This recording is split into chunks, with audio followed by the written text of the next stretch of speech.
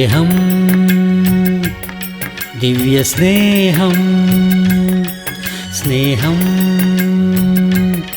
ദിവ്യസ്നേഹം. ലൂക്കോസിന്റെ സുവിശേഷം 5-ാം അധ്യായം 4-ാം വാക്യം. സംസാരിച്ച് തീർന്നപ്പോൾ അവൻ ശീമോനോട് ആഴത്തിലേക്ക് നീക്കി മീൻ പിടിക്കേണ്ടതിന് വല ഇറക്കുവീൻ എന്ന് പറഞ്ഞു. അവൻ സംസാരിച്ചതിന് ശേഷം എന്താണ് പറഞ്ഞത്? ആഴത്തിലേക്ക് നീങ്ങി വല ഇറക്കുവീൻ എന്ന് പറഞ്ഞു. നാം ഉപദേശം കേട്ടതിന് ശേഷം ആഴത്തിലേക്ക് നാം പോകണം. ആഴമായ വിശ്വാസത്തിലേക്ക് നാം പോകണം. വചനം കേൾക്കുന്നതിൽ കൂടി യേശുക്രിസ്തുവിലുള്ളതായ ദൈവിക ശക്തി, അവൻ്റെ കൃപ നിന്റെ ജീവിതത്തിൽ നിനക്ക് മനസ്സിലാക്കുവാൻ കഴിയുന്നു. നിങ്ങൾക്കത് വെളിപ്പെട്ട് വരും. നിങ്ങൾ അതിനെ നേടിയെടുക്കണം. ആഴത്തിലേക്ക് നീക്കിയിട്ട് വലയിറക്കാൻ പറഞ്ഞു. ആഴങ്ങളിൽ അല്ലാതെ വലയിറക്കിയാൽ ഒന്നും കിട്ടില്ല. ആഴത്തിലേക്ക് ഇറങ്ങണം. നിങ്ങളുടെ ഹൃദയത്തിൻ്റെ അന്തരംഗത്തിൽ വിശ്വാസമുണ്ടായിരിക്കണം. കർത്താവിലുള്ളതായ പൂർണ്ണമായ ആശ്രയമുണ്ടായിരിക്കണം. നിങ്ങളുടെ ഹൃദയത്തിൻ്റെ ആഴത്തിലേക്ക് ഇറങ്ങിയിട്ട് ഹൃദയത്തിൽ ഉള്ളതായ പാപങ്ങളെ, മാലിന്യങ്ങളെല്ലാം ഏറ്റുപറഞ്ഞുപേക്ഷിക്കണം. ഒരു മനുഷ്യനിൽ പാപമുണ്ടായിരിക്കുമ്പോൾ എത്ര ആളുകൾ അനുഗ്രഹിച്ചാലും ശരി, അത് ശാപമായിട്ടല്ലാതെ അനുഗ്രഹമായിട്ട് മാറുകയില്ല. മറക്കരുത്, ദൈവം എല്ലാ വ്യക്തികളെയും സ്നേഹിക്കുന്നു, എല്ലാ പാപികളെയും സ്നേഹിക്കുന്നുണ്ട്. എന്നാൽ അവൻ പാപത്തെ മാത്രം ഒരിക്കലും ഇഷ്ടപ്പെടില്ല. നിന്റെ പോക്കറ്റിൽ ചുരുട്ടുപിടിയൊക്കെ വെച്ചുകൊണ്ട് കർത്താവേ, എന്നെയും എനിക്കുള്ളതിനെയൊക്കെയും അനുഗ്രഹിക്കണമേ എന്ന് പറഞ്ഞാൽ അനുഗ്രഹിക്കുമോ? യേശുവേ, എൻ്റെ കുടുംബത്തെ നീ അനുഗ്രഹിക്കണമേ, എൻ്റെ സമ്പത്തിനെ അനുഗ്രഹിക്കണമേ, ഈ മദ്യക്കുപ്പിയിലെ മദ്യം തീർന്നു പോകാതെ വിധവയുടെ ഭരണി അനുഗ്രഹിച്ചതുപോലെ എന്നെയും നീ അനുഗ്രഹിക്കണമേ എന്നൊരാൾ പ്രാർത്ഥിക്കുവാനിടയായി. എന്നിട്ട് ദൈവം എൻ്റെ പ്രാർത്ഥന കേട്ടില്ല, എൻ്റെ മദ്യം തീർന്നുപോയി, ദൈവമില്ല എന്ന് പറയുന്നു. ക്രിസ്തീയ വിശ്വാസത്തെ മാറ്റിമറിക്കുകയാണ്. ക്രിസ്തീയ വിശ്വാസം എന്ന് പറഞ്ഞാൽ ദൈവത്തോട് ചോദിക്കുന്നതെല്ലാം അപ്പോൾ തന്നെ കിട്ടും. കർത്താവേ, എനിക്ക് നൽകണമേ എന്ന് പറയുന്നു. 1 കോടി രൂപ നൽകണമേ, കിട്ടുന്നില്ല. നോക്ക്, ദൈവം എവിടെയാണ് നൽകുന്നത് എന്ന് പറയുന്നു. മകൻ അപ്പനോട് ചോദിച്ചാൽ കൊടുക്കാതെ ഇരിക്കുമോ? ദൈവത്തിന്റെ മകനാണെങ്കിൽ തീർച്ചയായിട്ടും ദൈവം നൽകും. എന്നാൽ പിശാചിന്റെ സന്തതിയായിട്ട് അവനെ അനുസരിച്ച് നടന്നാൽ നിനക്ക് എങ്ങനെയാണ് ദൈവം നൽകുന്നത്? നൽകിയാൽ തന്നെ എന്താണ് ചെയ്യുന്നത്?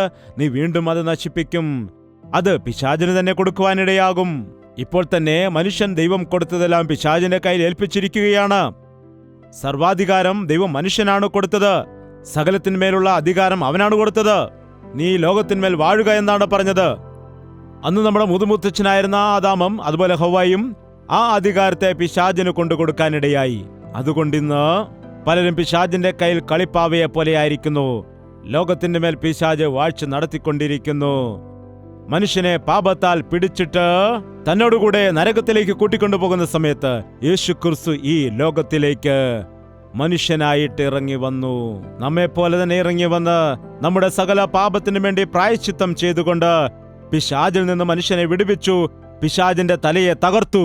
എന്റെ വാക്കുകൾ കേൾക്കുക, എന്നെ നിങ്ങൾ അനുസരിക്കുക, നിങ്ങളെ എന്റെ നിത്യരാജ്യത്തിലേക്ക് ഞാൻ കൊണ്ടുപോകും. ആ വാക്ക് കേട്ടുകൊണ്ട് അനുസരിച്ചുകൊണ്ട് കർത്താവിനെ സ്വന്തം രക്ഷിതാവായി സ്വീകരിക്കുക എന്ന സുവിശേഷം പ്രസംഗിക്കുവാൻ പറഞ്ഞു.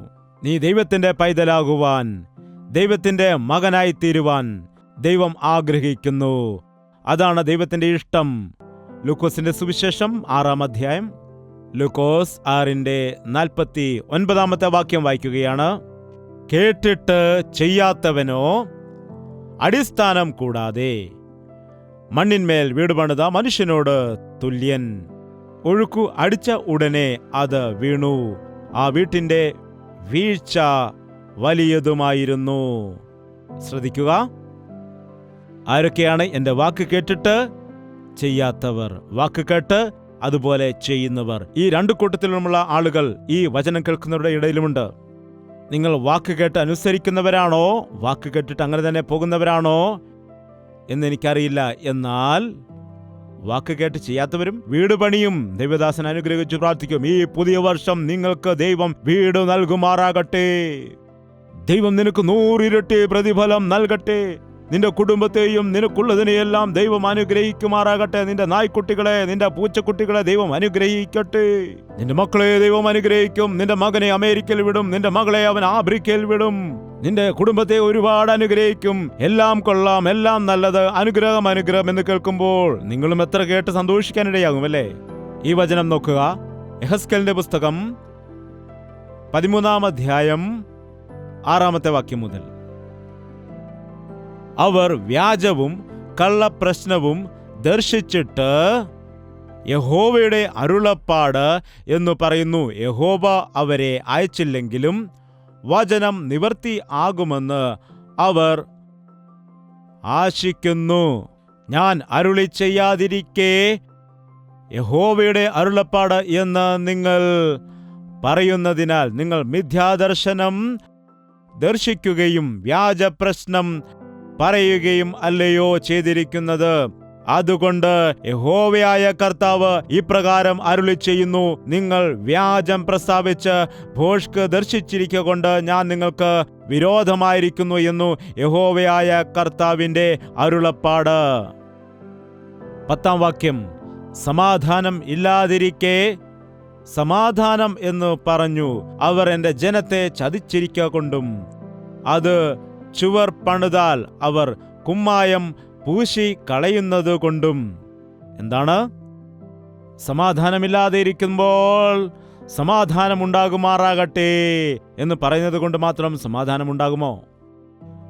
നിങ്ങളുടെ ജീവിതത്തിൽ പാപമുണ്ടായിരിക്കുമ്പോൾ, നിന്നിൽ ശാപമുണ്ടായിരിക്കുമ്പോൾ, നിന്റെ ജീവിതത്തിൽ രഹസ്യപാപമുണ്ടായിരിക്കുമ്പോൾ, നിന്റെ വ്യക്തിപരമായ ജീവിതത്തിൽ സ്ഥിരമായ ആഴമായ ഭക്തിയില്ലാതെ ഇപ്പോഴും നീ മദ്യപിച്ച് നടക്കുന്നതായ സമയത്ത് നീ ഇപ്പോഴും രഹസ്യ പാപത്തിന് ഇടം കൊടുത്തുകൊണ്ടിരിക്കുമ്പോൾ, അവർ വലിയൊരു ദൈവവിശ്വാസിയാണ് കേട്ടോ. അവർ വളരെ നല്ല ഒരു സഹോദരിയാണ്. കോപിച്ചാൽ മാത്രം കുറച്ച് പ്രശ്നമാണ് എന്നൊരാൾ പറഞ്ഞു. അതെന്താണ്? വായിൽ വരുന്ന ചീത്തയെല്ലാം വിളിച്ചു പറയുമെന്ന്. എന്നാൽ ശരിക്കും പ്രാർത്ഥിക്കുകയും ചെയ്യും. കോപിക്കുന്ന സമയത്ത് വായിൽ വരുന്ന ചീത്തയെല്ലാം വിളിച്ചു പറയും. എന്തൊരു ഭക്തിയാണിത്! എന്തൊരു ഭക്തിയാണിത്! പോളിഷ്, പുറമേയുള്ള ഭക്തി. എന്താണ്? പുറമേയുള്ള ഭക്തി മാത്രം. ജനങ്ങൾ മൺചുവരെ നിർമ്മിക്കുമ്പോൾ ഇന്നത്തെ ദേവദാസന്മാർ എന്താണ് ചെയ്യുന്നത്? കുമ്മായം പൂശുകയാണ്. അകത്ത് മുഴുവൻ മണ്ണാണ്, പുറമേ കുമ്മായം പൂശുന്നു. കുമ്മായം എന്താണെന്ന് നിങ്ങൾക്ക് അറിയാമല്ലോ. വെള്ള പൂശുക എന്നൊക്കെ നാം പറയാറുണ്ടല്ലോ. അത് തന്നെയാണ്. അങ്ങനെ വെള്ളയൊക്കെ പൂശിയിട്ട് നല്ലതായിരിക്കുന്നു നിന്റെ ഭവനം മനോഹരം, ഈ ഭവനത്തെ ദൈവം അനുഗ്രഹിക്കട്ടെ എന്ന് പ്രാർത്ഥിച്ചിട്ട് തിരിയുന്നതിന് മുമ്പ് തന്നെ വീട് പൊളിഞ്ഞു പോകും. കാരണം എന്താണ്? അതിന്റെ അകത്തെന്താണുള്ളത്? മണ്ണാണ്. അതിന് അടിസ്ഥാനമില്ല, അതുകൊണ്ട് ഉറപ്പില്ല. സമാധാനമില്ലാതിരിക്കെ, സമാധാനമെന്ന് പറഞ്ഞ അന്ത്യകാലത്ത് കള്ളപ്രവാചകന്മാർ ഇറങ്ങുന്നുണ്ട്. അതുകൊണ്ട് നിങ്ങൾ വഞ്ചിക്കപ്പെടരുത്, കബളിക്കപ്പെടരുത്. പ്ലീസ്, നിങ്ങളിത് ഇഷ്ടപ്പെട്ടാലും ഇല്ലെങ്കിലും എനിക്കുള്ളത് ഉള്ളതുപോലെ തന്നെ പറഞ്ഞേ മതിയാകൂ. ക്രിസ്തീയ ഭക്തി എന്നത് ഭൗതിക അനുഗ്രഹങ്ങളുടെ ഭക്തിയല്ല. ഇതൊരു പോരാട്ടമാണ്, പിശാചിനോട് ഉള്ളതായ പോരാട്ടമാണ്. അതുപോലെ വിശുദ്ധിക്ക് വേണ്ടിയുള്ള പോരാട്ടമാണ്. കർത്താവായ യേശുവിനെ പോലെ തന്നെ ജീവിക്കുവാൻ വേണ്ടിയുള്ളതായ പരിശ്രമമാണ്. അല്ലാതെ വീടും വണ്ടിയും ഒക്കെ വാങ്ങിച്ച് സുഖ സൗകര്യങ്ങളൊക്കെ ആയിട്ട് എൻ്റെ ജീവിതത്തിൽ ദൈവം ഒരുപാട് അനുഗ്രഹിച്ചു, ഈ ലോകത്തിൽ ഒരുപാട് അനുഗ്രഹങ്ങൾ നൽകി എന്ന് പറയുന്നതായ മൂഢഭക്തി ആകുന്നില്ല. ശ്രദ്ധിക്കണം. അനേക ഭക്തന്മാർ ദൈവം അവരെ അയക്കാതെ ഇരുന്നിട്ടും അവർ തന്നെ സെൽഫ് അപ്പോയിന്റഡ്, ഞാൻ ദൈവത്തിന്റെ വചനം സംസാരിക്കുന്നു, ദൈവം എന്നെ അപ്പോയിന്റ്മെന്റ് ചെയ്തിരിക്കുന്നു, നിന്റെ വീട്ടിലേക്ക് വരാൻ പറഞ്ഞിരിക്കുന്നു. ഞാൻ കാപ്പവരം എന്ന സ്ഥലത്തായിരുന്നപ്പോൾ ഒരു ദേവദാസൻ അവിടെ ഭവന സന്ദർശനം നടത്തുമായിരുന്നു. ഞാൻ ദൈവവേല ആരംഭിച്ചതായ കാലത്താണ്. അവിടെ ഉണ്ടായിരുന്ന ഒരു സഹോദരിയാണ് എന്നോട് ഈ ദേവദാസന്റെ കാര്യം പറഞ്ഞത്. അതായത് ദേവദാസൻ ആ ഭവനത്തിലേക്ക് വരുന്നു. കർത്താവേ, നിന്റെ ദാസനായിരിക്കുന്ന എന്നെ ഈ ഭവനത്തിലേക്ക് നീ അയച്ചല്ലോ, ഈ വിശ്വാസിനിയുടെ ഭവനത്തിലേക്ക് അയച്ചല്ലോ, നിനക്ക് നന്ദി കരേറ്റുന്നു. ഈ സഹോദരി എത്രയോ സ്നേഹമുള്ള സഹോദരിയാണ്. എനിക്ക് വേണ്ടി ഇതാ ഒരു ഗ്ലാസ് പാലും 4 കോഴിമുട്ടയും എല്ലാം തയ്യാറാക്കി നൽകുവാൻ വേണ്ടി നീ നല്ല മനസ്സ് കൊടുത്തിരിക്കുന്നുവല്ലോ. സഹോദരി അപ്പോൾ പാല് ചൂടാക്കുന്നതേ ഉള്ളൂ. എന്താണ്? എനിക്കൊരു ഗ്ലാസ് പാല് കുടിക്കാൻ വേണമെന്ന് ചോദിച്ചാൽ നല്ലതായിരുന്നു. ഇവിടെ പ്രാർത്ഥനയിൽ കൂടി ഇങ്ങനെ വളച്ചുകെട്ടി പറയേണ്ടതായ ആവശ്യം ഉണ്ടായിരുന്നോ? എന്തൊരു പ്രവാചകന്മാരാണ് ഇവർ! ഇതെന്തൊരു പ്രവചനമാണ്! ഇതെന്തൊരു അനുഗ്രഹമാണ്! എങ്ങനെയുള്ളതായ വാഗ്ദത്തമാണിത്! അതുകൊണ്ട് നിങ്ങൾ ദയവ് ചെയ്ത് ശ്രദ്ധിക്കണം. നിന്റെ പാപങ്ങളെ നിനക്ക് ചൂണ്ടിക്കാണിക്കുന്നവൻ നിന്റെ ശത്രുവല്ല, നിന്റെ മിത്രമാണ്. നിന്റെ പാപത്തെ മറച്ചു വെച്ചിട്ട് നിന്നെ പുകഴ്ത്തിക്കൊണ്ട് നിന്നെ സന്തോഷിപ്പിച്ചുകൊണ്ട് നിന്റെ അടുക്കൽ വരുന്നവൻ, യേശുവിന്റെ നാമത്തിൽ വരുന്നവനായാലും അവൻ നിന്റെ ശത്രുവാണ്. അവൻ നിന്നെ വീഴ്ത്തുന്നവനാണ്, നിനക്ക് നന്മ നൽകുന്നവനല്ല. ഇന്നെങ്ങനെയെങ്കിലും അനുഗ്രഹം ലഭിച്ചതുകൊണ്ട് മതിയാകില്ല. ക്ഷാമം വന്നു, ശോധന കടന്നു വന്നു, ബുദ്ധിമുട്ട് കടന്നു വന്നു, ഞെരുക്കം കടന്നു വന്നു. ചെറിയ ഒരു ഞെരുക്കം വന്നപ്പോഴേക്കും നിന്റെ ജീവിതവും നിന്റെ ഭക്തിയും വീഴുവാനിടയായി, നിന്റെ വിശ്വാസം മാറുവാനിടയായി. യഥാർത്ഥ ക്രിസ്തീയ ഭക്തി എത്ര കഷ്ടത വന്നാലും, ശോധന വന്നാലും, പ്രതികൂലങ്ങൾ വന്നാലും, മരണം വന്നാലും മാറാതെ നിൽക്കുന്നതാണ് യഥാർത്ഥ ക്രിസ്തീയ വിശ്വാസം. സുഖമായിട്ട് ഈ സന്ദേശം കേട്ടുകൊണ്ടിരിക്കുന്ന ക്രിസ്തീയ വിശ്വാസികളെ, ജീവിച്ചാൽ സത്യസന്ധതയോടെ യഥാർത്ഥ ക്രിസ്ത്യാനിയായിട്ട് തന്നെ ജീവിക്കുക. അല്ലെങ്കിൽ ഈ നാമമാത്രമായ ക്രിസ്തീയ ജീവിതം നമുക്ക് വേണ്ട. മൂഢതയുള്ളതായ ഭക്തി നമുക്ക് ആവശ്യമില്ല. കാര്യസാധ്യത്തിനു വേണ്ടി ദൈവത്തെ ആശ്രയിക്കുക, ആവശ്യമുള്ളപ്പോൾ മാത്രം ദൈവത്തെ ആശ്രയിക്കുക എന്നത് യഥാർത്ഥമായ ക്രിസ്തീയ ജീവിതത്തിന്റെ അടിസ്ഥാനമോ രീതികളോ അല്ല. ഒരുവൻ എന്നെ അനുഗമിക്കുവാൻ ഇച്ഛിച്ചാൽ അവൻ തന്നെത്താൻ തിരസ്കരിച്ചുകൊണ്ട് തന്റെ ക്രൂശ് എടുത്തുകൊണ്ട് എന്നെ അനുഗമിക്കട്ടെ എന്നാണ് കർത്താവ് പറഞ്ഞത്. തന്നെത്താൻ തിരസ്കരിച്ചു എന്ന് കർത്താവ് പറയുമ്പോൾ അതിന്റെ അർത്ഥം എന്താണ്? തന്നെത്താൻ ദൈവസന്നിധിയിൽ താഴ്ത്തിക്കൊണ്ട്, തന്റെ ഇഷ്ടങ്ങളെല്ലാം മാറ്റിവെച്ചുകൊണ്ട്, ഹിതം മാറ്റിവെച്ചുകൊണ്ട്, ഞാനല്ല ക്രിസ്തുവത്രേ എന്നിൽ കൂടി ജീവിക്കുന്നത് എന്ന് പൗലോസ് പറയുന്നത് പോലെ തന്നെ അനുസരിക്കുന്നവനാണ്. അങ്ങനെയുള്ള വിശ്വാസം ഉണ്ടായിരിക്കുന്നവനാണ് യഥാർത്ഥമായ ക്രിസ്തീയ വിശ്വാസി. അങ്ങനെയുള്ള 10 പേർ മതിയാകും ലോകം മുഴുവനും മാറുവാൻ.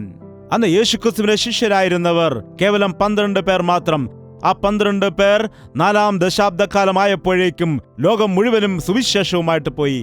നമ്മുടെ ഭാരതത്തിലേക്കും യേശുവിന്റെ ശിഷ്യനായിരുന്ന തോമസ് കടന്നു വരുവാനും സുവിശേഷം അറിയിക്കുവാനുമിടയായി. ഇന്നെത്രയോ മീറ്റിങ്ങുകൾ നടക്കുന്നു, എത്രയോ ശുശ്രൂഷകൾ നടക്കുന്നു. ഞങ്ങൾ ക്രിസ്ത്യാനികളാണെന്ന് ഒരുപാട് ആളുകൾ പറയുന്നു. എന്നാൽ എത്ര പേർ കർത്താവിൽ നിലനിൽക്കുന്നു? എത്ര പേർ സുവിശേഷം മറ്റുള്ളവരോട് പറയുന്നു? പുറമേയുള്ള ഭക്തിയല്ല. ജനം മൺചുവര് നിർമ്മിക്കുമ്പോൾ അതിൽ കുമ്മായം പൂശുന്നതായ ആളുകൾ. കർത്താവിന്റെ വചനം പറയുന്നു, ഇങ്ങനെയുള്ള ആളുകൾ എന്താണ്? 14-ാമത്തെ വചനത്തിൽ ഇപ്രകാരം പറയുന്നു, നിങ്ങൾ കുമ്മായം പൂശിയ ചുവരിനെ ഞാൻ ഇങ്ങനെ ഇടിച്ചു നിലത്ത് തള്ളിയിട്ടു അതിന്റെ അടിസ്ഥാനം വെളിപ്പെടുത്തും. പേരിനു വേണ്ടിയുള്ള വിശ്വാസം നമുക്ക് വേണ്ട. യിരെമ്യാവ് 8:11. സമാധാനം ഇല്ലാതിരിക്കെ സമാധാനം സമാധാനം എന്ന് പറഞ്ഞ് അവർ എന്റെ ജനത്തിന്റെ പുത്രിയുടെ മുറിവിനെ ലഘുവായി ചികിത്സിക്കുന്നു. എന്താണ്? സമാധാനമില്ലാത്ത സമയത്ത് യിരെമ്യാവ് പറഞ്ഞതായ കാര്യങ്ങളാണ് ഇത്. വചനം നിങ്ങൾ വീട്ടിൽ ചെന്ന് വ്യക്തമായിട്ട് വായിച്ചു പഠിക്കണം. ഈ ജയ്പാൽ പറഞ്ഞതായ ഈ കാര്യങ്ങൾ അത് സത്യമാണോ? വചനത്തിൽ ഉള്ളതാണോ? ഇതാണോ ദൈവം പറയുന്ന യഥാർത്ഥമായ വിശ്വാസം, യഥാർത്ഥമായ ഭക്തി എന്ന് നിങ്ങൾ വായിച്ച് മനസ്സിലാക്കിയാൽ മതി. നിങ്ങൾ ഇപ്പോൾ എന്നെ വിശ്വസിക്കണ്ട, ബൈബിൾ വിശ്വസിക്കുക.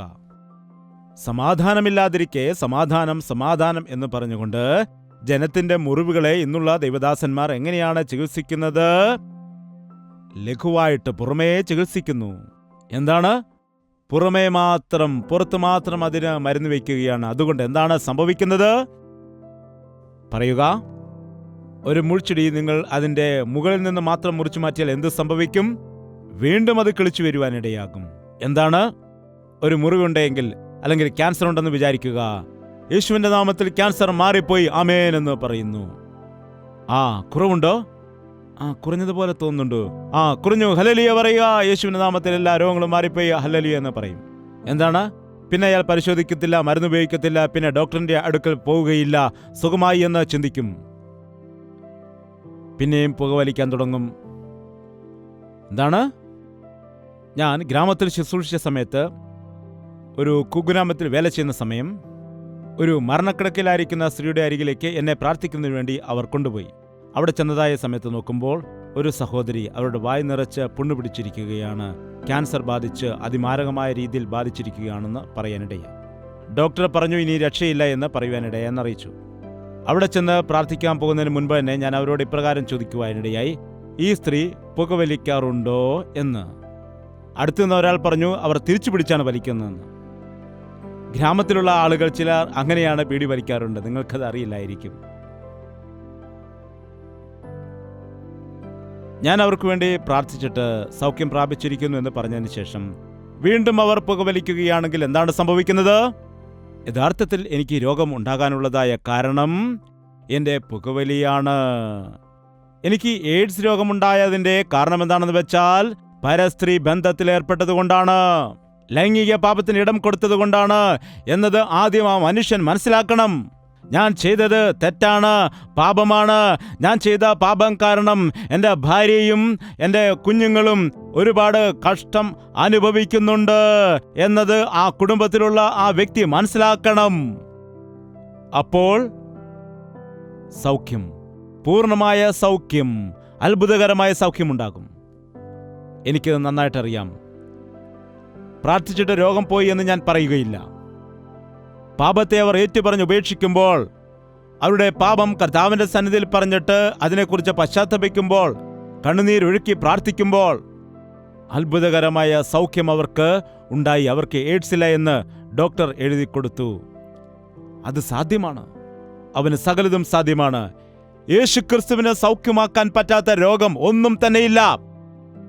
മറ്റൊരു കാര്യം ഓർക്കണം, യേശുക്രിസ്തു നിങ്ങൾക്കൊരു സൗഖ്യം നൽകുകയാണെങ്കിൽ അത് എന്നേക്കുമുള്ളതായ സൗഖ്യമാണ്. പാസ്റ്റർമാർ സൗഖ്യപ്പെടുത്തിയാൽ അത് ഇടയ്ക്കിടയ്ക്ക് വന്നുകൊണ്ടേയിരിക്കും. തലവേദനയാണ് പാസ്റ്ററെ, പ്രാർത്ഥിക്കണം. പോയോ? തലവേദന പോയി പാസ്റ്ററെ, അടുത്ത ആഴ്ച വീണ്ടും വരണം. അടുത്ത ആഴ്ചയും വരുമ്പോൾ തലവേദന, നടുവേദന, കാലുവേദന, കൈക്ക് വേദന, അതിങ്ങനെ മാറി മാറി വന്നുകൊണ്ടേയിരിക്കും. എന്തുകൊണ്ടാണിത്? പുറമേയുള്ള ഭക്തി എന്തുകൊണ്ടാണ്? പുറമേ മാത്രം ചികിത്സിക്കുന്നതായ അവസ്ഥ എന്തുകൊണ്ടുണ്ടാകുന്നു? ആഴമായ ഭക്തി വേണം, സ്ഥിരമായ ഭക്തി വേണം. പാപം വേരോടെ പിഴുതെറിയാനായിട്ട് കഴിയണം. യേശുക്രിസ്തു നിനക്ക് സൗഖ്യം നൽകുന്ന സമയത്ത് നിന്റെ ജീവിതത്തിൽ വീണ്ടും ഒരിക്കൽ കൂടി ആ രോഗം കാണുവാതിരിക്കത്തക്കവണ്ണം, അല്ലെങ്കിൽ നിന്നെ തൊടാതിരിക്കത്തക്കവണ്ണം പൂർണ്ണമായ സൗഖ്യം നൽകുവാൻ മതിയായ ദൈവമാകുന്നു അവൻ. അങ്ങനെയുള്ളതായ സൗഖ്യം നിനക്ക് വേണമോ? അതോ ഓരോ ദിവസവും ആസ്പിരിൻ ടാബ്ലറ്റ് കഴിക്കുന്നത് പോലെ, ക്രോസിൻ ടാബ്ലറ്റ് കഴിക്കുന്ന പോലെ, അതുപോലെ വേറെന്താണ്, മെറ്റാസിൻ ടാബ്ലറ്റ് കഴിക്കുന്ന പോലെ? എല്ലാം സിന്നാണ്. ക്രോസിന്, മെറ്റാസിന്, അനാസിൻ എല്ലാം സിന്നുകളാണ്. എല്ലാം സിന്നുകളാണ്. സിന്ന് മൂലമുണ്ടായതായ രോഗത്തിന് സിന്നിന്റെ ടാബ്ലറ്റ് കൊടുക്കുകയാണെങ്കിൽ അത് 5 മിനിറ്റ് കൊണ്ട് മാറും. വീണ്ടും അത് 5 മിനിറ്റ് കഴിഞ്ഞിട്ട് വരുവാനിടയാകും. പിന്നെയും കഴിക്കും, വീണ്ടും കുറയും, വീണ്ടും വരും. അവസാനം ഗുളികപ്പാട്ട കൊണ്ടു നടക്കേണ്ടി വരും. യേശുവിലുള്ളതായ ഭക്തി ഇടയ്ക്കിടയ്ക്ക് അങ്ങനെ കഴിക്കുന്നതല്ല. നിന്റെ ആവശ്യമുള്ള സമയത്ത് വന്നിട്ട് സൗഖ്യം പ്രാപിച്ച് പിന്നെ ഇഷ്ടമുള്ളതുപോലെ ജീവിക്കുന്നതല്ല. അവൻ സൗഖ്യപ്പെടുത്തിയാൽ അത് എന്നേക്കുമുള്ള സൗഖ്യമാണ്. നിന്റെ ജീവിതം അവൻ ഉല്ലാസഭരിതമാക്കും. നിന്റെ ജീവിതം ഏറ്റവും അനുഗ്രഹിക്കത്തക്കതാക്കി മാറ്റും.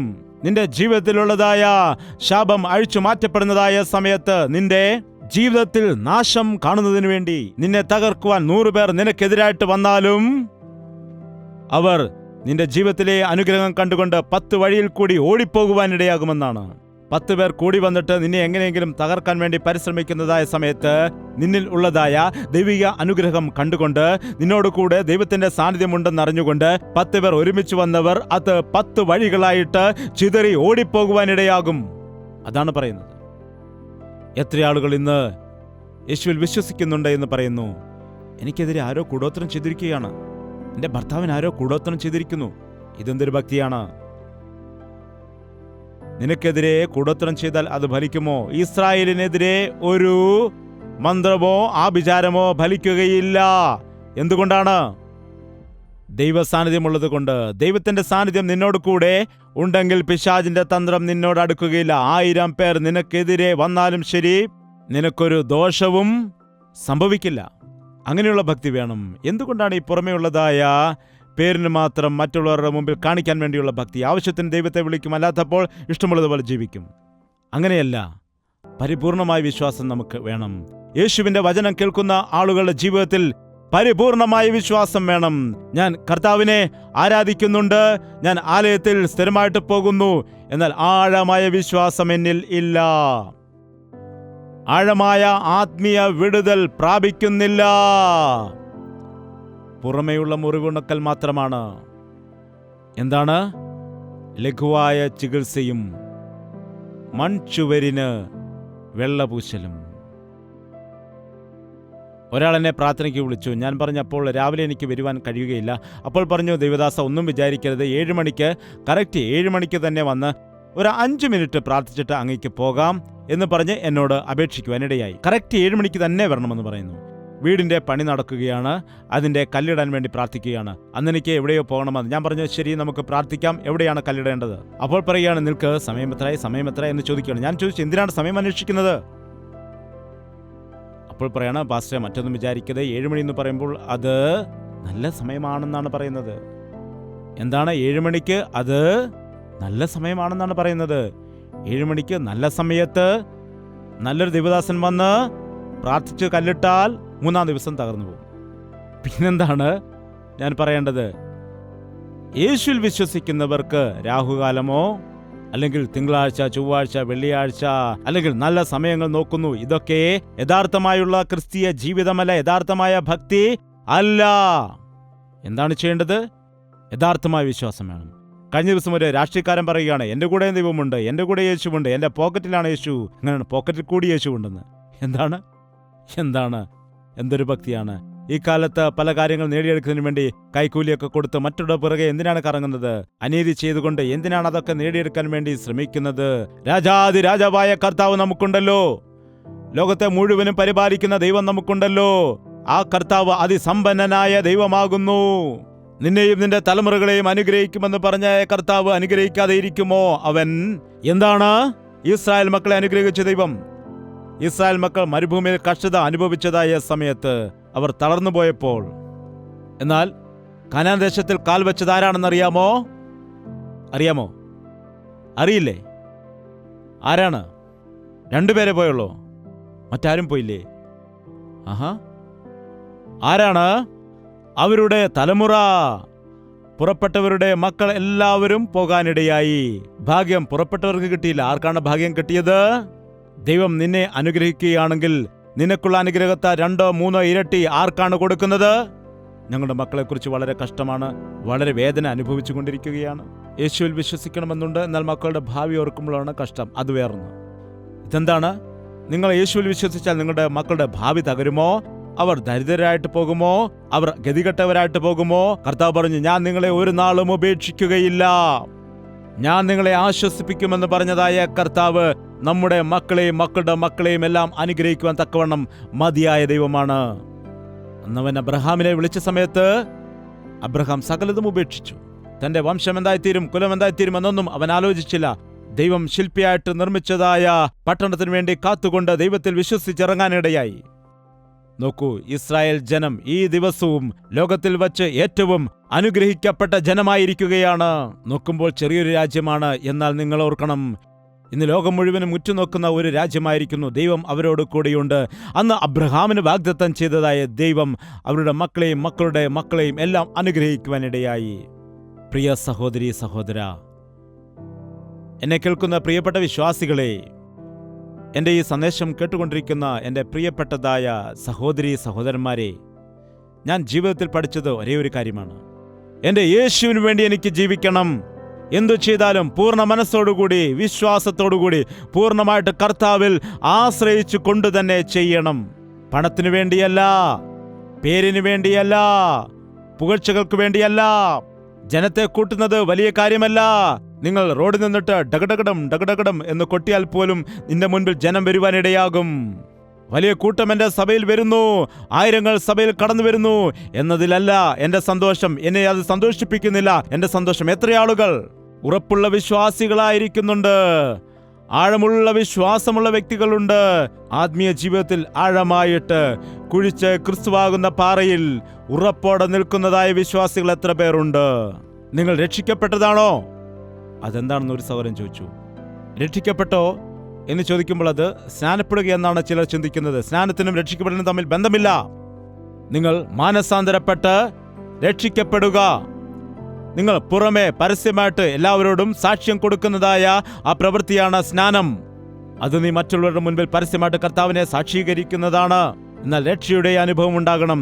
നിന്റെ ഹൃദയത്തിൽ ആഴമായി കുഴിച്ച് ഉള്ളിലുള്ള പാപത്തെയും മാലിന്യത്തെയും എല്ലാം ഏറ്റുപറയുവാൻ കഴിയണം. അസൂയയും പിണക്കവും ജാരശങ്കയും, അങ്ങനെ വലിയൊരു ലിസ്റ്റുണ്ട്. അതെല്ലാം നീ മനസ്സിലാക്കി അത് കർത്താവിൽ ഏറ്റുപറഞ്ഞുപേക്ഷിക്കണം. അങ്ങനെ പാപങ്ങളെല്ലാം ഏറ്റുപറഞ്ഞുകൊണ്ട് കർത്താവിനെ നിന്റെ ഹൃദയത്തിലേക്ക് ക്ഷണിക്കുന്നതാണ് രക്ഷിക്കപ്പെടൽ. എനിക്ക് വേണ്ടി കർത്താവ് ക്രൂശിൽ മരിക്കുവാനിടയായി. ഇനിയും ജീവിക്കുന്നത് ഞാനല്ല, ക്രിസ്തുവത്രേ. ക്രിസ്തു എന്നിൽ കൂടി ജീവിക്കുന്നു. നീ വില കൊടുത്ത് വാങ്ങപ്പെട്ടവനാകിയാൽ നിന്റെ ശരീരം നിനക്കുള്ളതല്ല, നിന്റെ ശരീരം കൊണ്ട് ദൈവത്തെ മഹത്വപ്പെടുത്തണം എന്ന് പഠിക്കുന്നതാണ് യഥാർത്ഥ രക്ഷയുടെ അനുഭവം. നിങ്ങൾ രക്ഷിക്കപ്പെട്ടവരാണോ? നിങ്ങളുടെ പാപങ്ങൾ ക്ഷമിക്കപ്പെട്ടുവോ? നിങ്ങൾ മരിച്ചാൽ സ്വർഗത്തിലേക്ക് പോകുമോ? അനേകം ദൈവദാസന്മാർ ഒരുപാട് കാര്യങ്ങൾ പ്രസംഗിക്കുമെന്നാൽ മരണശേഷം നമുക്കൊരു ജീവിതമുണ്ടെന്നും സ്വർഗവും നരകവും ഉണ്ടെന്നും യേശു കർത്താവിനോട് പാപങ്ങൾ ഏറ്റുപറഞ്ഞ് രക്ഷിക്കപ്പെടാതെ നിങ്ങൾക്ക് സ്വർഗത്തിലേക്ക് കടക്കുവാൻ കഴിയുകയില്ല എന്നും നിങ്ങളോട് പ്രസംഗിക്കുന്നതായ ദൈവദാസന്മാർ ഇന്ന് കുറഞ്ഞിരിക്കുന്നു. അതുകൊണ്ട് ജാഗ്രതയോടായിരിക്കണം. അനുഗ്രഹത്തിന് പിന്നാലെ പോയിട്ട് കാര്യമില്ല. ഒരാളുടെ അതിക്രമങ്ങൾ ക്ഷമിക്കപ്പെട്ടവനാരാണോ അവനാണ് ഭാഗ്യവാൻ. ആരുടെയാണോ പാപങ്ങൾ ക്ഷമിക്കപ്പെട്ടത് അവനാണ് അനുഗ്രഹിക്കപ്പെട്ടവൻ. അങ്ങനെയുള്ള അനുഗ്രഹങ്ങൾ നിങ്ങൾ പ്രാപിച്ചെടുക്കേണ്ടതാണ്. ഈ പുറമേയുള്ള ഭക്തി ആളെ കാണിക്കാൻ വേണ്ടി ഉള്ളതായ വ്യാജമായ ഭക്തി കാരണമാണ് നമ്മുടെ ജീവിതം പലപ്പോഴും അലങ്കോലമായിട്ട് കിടക്കുന്നത്. ഇത് സ്ഥിരമായ ഭക്തി അല്ല, ഇത് ആഴമുള്ള ഭക്തി അല്ല. അതുകൊണ്ടാണ് നീ മറ്റുള്ളവർക്ക് അനുഗ്രഹമല്ലാതിരിക്കുന്നത്. നിന്നെ ദൈവം അനുഗ്രഹിക്കുമ്പോൾ വിശാലമായ അനുഗ്രഹമുണ്ടാകും.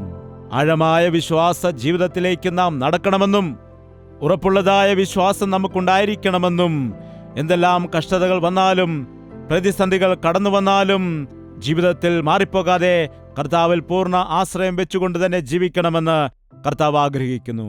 അതുകൊണ്ട് തലകളെ നമുക്ക് വണക്കാം, കർത്താവിനോട് പ്രാർത്ഥിക്കാം. എത്രയോ തവണ അങ്ങയുടെ വാക്കുകൾ കേട്ടു, എത്രയോ പ്രസംഗങ്ങൾ കേട്ടു. എന്നാൽ എൻ്റെ ഹൃദയത്തിൽ ഒരു പൂർണ്ണമായ മാറ്റമുണ്ടാക്കുവാൻ കഴിയുന്നില്ല. ആഴമായ ഒരു വിശ്വാസം എന്നിൽ ഉണ്ടാക്കിയെടുക്കുവാൻ, എൻ്റെ ജീവിതത്തെ ഒന്ന് പരിശോധിക്കുവാൻ, എൻ്റെ ഹൃദയത്തെ ശോധന ചെയ്യുവാനായിട്ട് സഹായിക്കണമേ എന്ന് കർത്താവിനോടൊരു തീരുമാനം എടുക്കുക. ദയവചെയ്ത് എല്ലാവരും കർത്താവിനോട് ഇപ്പോൾ പ്രാർത്ഥിക്കുക. പ്രാർത്ഥന. പരിശുദ്ധനായ സ്നേഹമുള്ള പിതാവേ, ഒരിക്കൽ കൂടി നിന്റെ നാമത്തിൽ കടന്നു വന്ന എല്ലാ മക്കളെയും നോക്കണമേ. നിന്റെ പാദപീഠത്തിലായിരിക്കുന്നതായ നിന്റെ മക്കളെ നീ ഒരിക്കൽ കൂടി ദർശിക്കണമേ. പേരിന് വേണ്ടിയുള്ളതായ ഒരു ഭക്തി ഞങ്ങളുടെ ജീവിതത്തിൽ വേണ്ട കർത്താവേ. പുറമേ ഉള്ളതായ വിശ്വാസം ഞങ്ങൾക്ക് വേണ്ട കർത്താവേ. നിന്റെ വാക്ക് കേട്ട് വചനമനുസരിച്ചുകൊണ്ട് ജീവിക്കാത്തതായ ഒരു വിശ്വാസം ഞങ്ങൾക്ക് വേണ്ടപ്പാ. നിന്റെ വചനം കേട്ട് അതനുസരിച്ച് ജീവിക്കുന്നതായ യഥാർത്ഥമായ ഒരു ജീവിതം ഞങ്ങൾക്ക് നൽകണമേ. ഞങ്ങളുടെ ജീവിതത്തിൽ ആഴത്തിൽ കുഴിച്ച് ക്രിസ്തുവാകുന്ന പാറയിൽ ഞങ്ങളുടെ ആത്മീയതയെ പണിയുവാൻ സഹായിക്കണമേ. ഞങ്ങളുടെ വിശ്വാസം വർദ്ധിപ്പിക്കുമാറാകണമേ. കർത്താവിൽ ആശ്രയിച്ചുകൊണ്ട് ജീവിക്കുവാൻ ഞങ്ങളെ സഹായിക്കണമേ. നിന്റെ വചനത്തെ പൂർണ്ണമായിട്ട് വായിച്ച് അതനുസരിച്ചുകൊണ്ട് ജീവിക്കുവാൻ ഞങ്ങളെ എല്ലാവരെയും നീ സഹായിക്കുമാറാകണമേ. അല്പസ്വല്പം അവിടെ നിന്നും ഇവിടെ നിന്നും വചനം വായിച്ചിട്ട് ഞങ്ങളുടെ സൗകര്യാർത്ഥം അത് വളച്ചൊടിക്കുവാനല്ലാതെ കർത്താവേ, നിന്റെ ഇഷ്ടം അറിയുവാൻ, നിന്റെ പദ്ധതി അറിയുവാൻ, നിന്റെ ഉദ്ദേശത്തെ അറിയുവാൻ, നിന്റെ മനസ്സ് അറിയുവാൻ കർത്താവേ, ഇവിടെ കൂടി വന്നിരിക്കുന്ന എല്ലാ വ്യക്തികൾക്കും അതിനുള്ളതായ കൃപ കൊടുക്കുമാറാകണമേ എന്ന് പ്രാർത്ഥിക്കുന്നു. അവരെ നീ ദർശിക്കണമേ. ഇന്ന് കേട്ടതായ ദൈവത്തിന്റെ വചനങ്ങൾ ഹൃദയത്തിൽ നിറച്ചുകൊണ്ട് ഇവിടെ നിന്ന് കടന്നു പോകുവാൻ, ആ വചനം ധ്യാനിക്കുവാൻ, ആ വചനം പഠിക്കുവാൻ, ആ വചനം അനുസരിച്ചുകൊണ്ട് വിശ്വസിച്ചുകൊണ്ട് ഓരോരുത്തരുടെ ജീവിതത്തിൽ ദൈവിക അത്ഭുതങ്ങളെ കാണുവാൻ അവരെല്ലാം സഹായിക്കുമാറാകണമെന്ന് യേശു ക്രിസ്തുവിന്റെ നാമത്തിൽ അപേക്ഷിക്കുന്നു പിതാവേ. നമ്മുടെ പിതാവായ ദൈവത്തിന്റെ സ്നേഹവും പുത്രനായ യേശു ക്രിസ്തുവിന്റെ കൃപയും പരിശുദ്ധാത്മാവിന്റെ കൂട്ടായ്മയും സഹവാസവും നാം ഓരോരുത്തരോടും ഇവിടെ കടന്നു വന്നതായ സകല വ്യക്തികളോടും ഇന്നു മുതൽ എന്നേക്കും ഉണ്ടായിരിക്കുമാറാകട്ടെ. ആമേൻ, ആമേൻ, ആമേൻ. യേശുവേ, യേശുവേ, യേശുവേ, യേശുവേ, യേശുവേ, യേശുവേ, യേശുവേ, യേശുവേ. നിന്നെ നിന്നെ എന്നും ഞാൻ സേവിക്കും, നീ മാത്രം രാജാവെന്നും. നിന്നെ നിന്നെ എന്നും ഞാൻ സേവിക്കും, നീ മാത്രം രാജാവെന്നു. യേശുവേ യേശുവേ യേശുവേ യേശുവേ യേശുവേ യേശുവേ യേശുവേ യേശുവേ യേശുവേ യേശുവേ